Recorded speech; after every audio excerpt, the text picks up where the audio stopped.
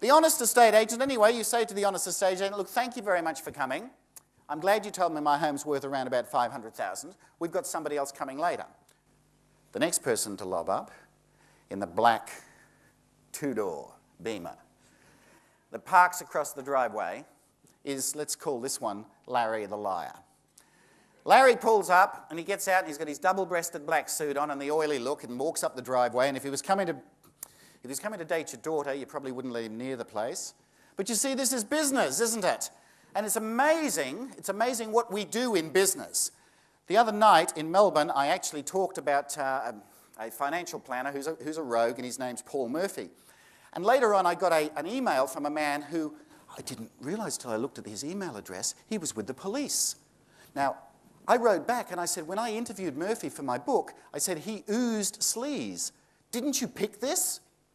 And the cop emailed back. He said, oh yeah, my wife said exactly the same thing, but we thought all financial planners were like that. No, please. There are some clues there. Anyway, Larry comes into your home and he's walking around. Actually, you can pick the real estate agents in the audience. You know, those that have snuck in pretending to be consumers, and good evening to you as well. Because you're not smiling. You're giving me some filthy looks. And also, those of you who've got recording devices, I just want to tell you, please don't hide them under your jackets. You're welcome to hold them up, okay? Because everything I say tonight, I wanted to get out as much as possible. In fact, I'm happy to walk around with your tape recorder and I'll speak into it for you. Anyhow, Larry, you say to Larry, Larry, what's my house worth? And Larry says, oh, gee, I don't know. This market, the way things are going at the moment, put it to auction. You might get $3 million for it. Now, what you do, of course, is you don't like Larry, but you like the words that are coming out of Larry's mouth. And let me tell you psychologically, and this is an absolute truth, if you want to catch somebody, if you want to trap somebody and have them believe your lies, all you do is tell them what they want to hear. You try it. You try when you go to work tomorrow, you say to some people, gee, you're losing weight. And they say, oh, really am I? Thank you. Okay? You think about this, men, when your wives come back from the hairdresser. If you don't like it, okay, what do you normally say? Gee, it's looking great, isn't it? It's very nice. Some of you don't even notice, which is really worse, of course. But you see, if you tell somebody something that they want to hear, they tend to believe you. So when Larry says, look, it's very hard to tell in this market, put it to auction, you might get 550, 600, you know what you're tempted to do? Sign on the dotted line with Larry. And then the honest real estate agent watches, and he watches you go through the process. You then go through the hoops. You go through the pressure. And then he watches your house get sold for $480,000 or whatever the figure might be. Let me tell you that this has become so endemic, this business of giving false quotes to sellers, that I'll give you a statement from the Real Estate Institute in Victoria that says it's a market reality, agents, that you have to overquote or lie to get the business. It's a market reality. What they want you to do is they want you to sign one of these. And this is a form, and I'll show you I couldn't believe it. If you think it's hard to read there, you want to try reading it up close. The minimum you're allowed to have by law is 6-point print. Doesn't say anything. I thought there was a misprint when I actually saw these, which were the new ones that were issued about 12 months ago. When I saw these, I thought there must be a mistake, that I must have a faded copy, so I went and got a whole batch of them, and they were all the same. The new ones, I'm pleased to say, that have only just come out, are a little bit, just a tad more clear. But it doesn't matter. They want you to sign one of these, and I can assure you that this document that I'm holding in my hand, which is called a selling agency agreement, is designed to protect one person, the real estate agent. It's designed by real estate agents, and it's designed to protect the real estate agents, not the consumers. I haven't seen this ad running for a while because I challenged them and maybe they've stopped it, but this used to say, our ethics and rules of practice guarantee your protection. Yep. And in the dictionary, the word guarantee is to protect or indemnify, and indemnify means to compensate. Well, when somebody got aggrieved, in the end I got so sick of seeing that ad, I said, write to the Real Estate Institute and tell them I want to claim on this guarantee. And I got to hand it to the Institute. They wrote back very quickly, and they said, the Institute has no power to award compensation against its members. The lady then wrote immediately back and said, why do you advertise a guarantee if you don't have a guarantee? And that was 2 years ago, and she still hasn't got a reply. But anyway, once you sign one of these, once you sign something like this, you then have to go through a process.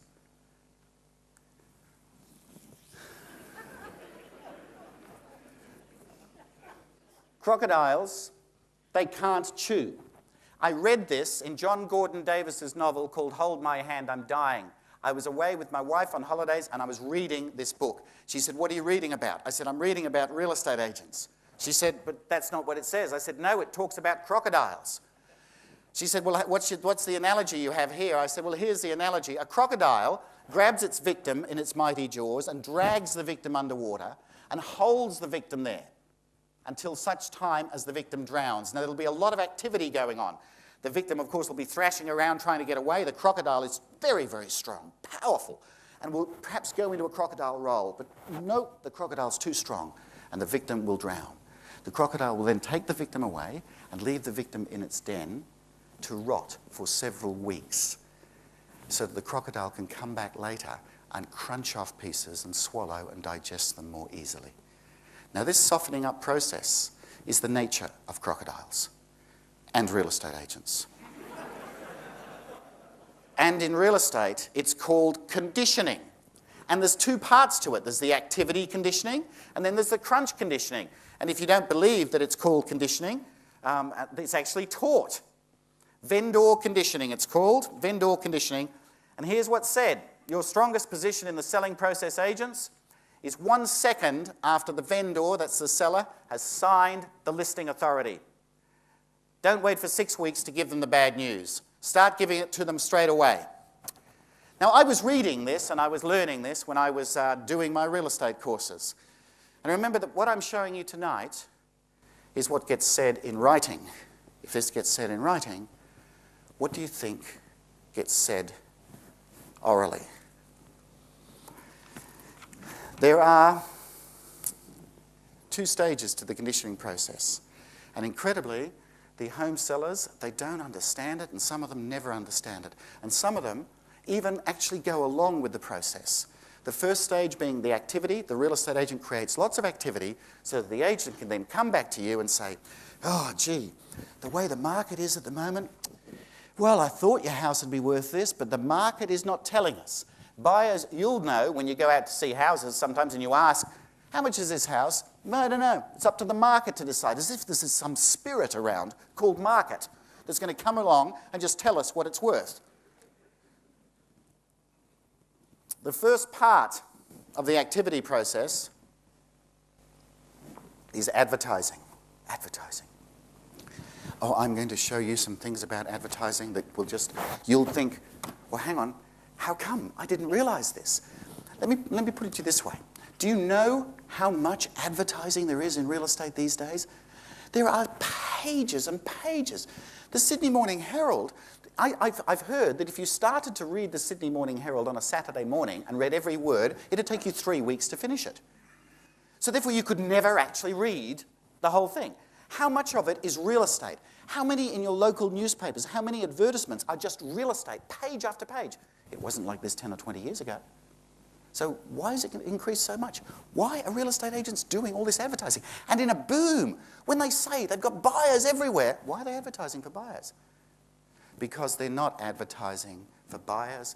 They're not advertising houses. They're advertising themselves, number one. And they are using it to condition the sellers by saying to the sellers, well, we advertised your house, it didn't sell, therefore it must be the price.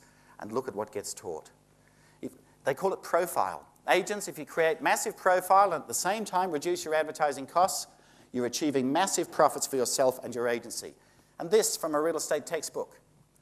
We advertise to achieve many various things, but in all cases the end result is the same. We're advertising our businesses. And this one, the more ads you have with your name on them, the more successful you will look. In fact, you'll often hear the line that if you want to choose a real estate agent, just have a look and see which real estate agent is doing the most advertising, and that's the real estate agent you should choose. Well, I'll show you in a second that the real estate agencies who are doing the most advertising are the real estate agencies that are most likely to be fleecing the greatest number of consumers. Why has real estate advertising exploded so much? Why is there today 10 times at least 10 times as much real estate advertising being done as what was being done 10 or 20 years ago.